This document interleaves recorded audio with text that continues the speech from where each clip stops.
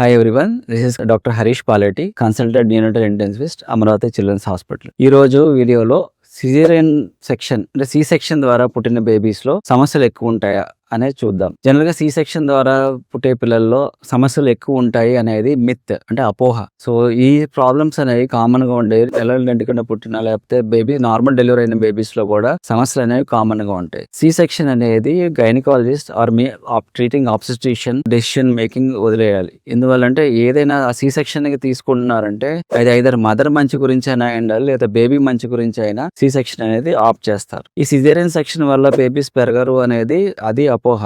Babies ఎలా అయినా సరే మదర్ ఫీడింగ్ బట్టే పెరగడం అనేది జరుగుతుంది. ఫీడింగ్ జాగ్రత్తగా ఇచ్చుకుంటే బేబీస్ సిజేరియన్ సెక్షన్ ద్వారా పుట్టిన బేబీస్ అయినా గానీ, నార్మల్ డెలివరీ ద్వారా పుట్టిన బేబీస్ అయినా గానీ బాగానే పెరుగుతారు. ఇలాంటి అపోహలు అవసరం లేదు. ఎప్పుడైనా మీ గైనకాలజిస్ట్ కానీ ఆబ్స్టెట్రిషియన్ సిజేరియన్ సెక్షన్ కి వెళ్ళాలి అన్నప్పుడు ఆ డెసిషన్ అనేది గైనకాలజిస్ట్ కి వదిలేయండి. Thank you.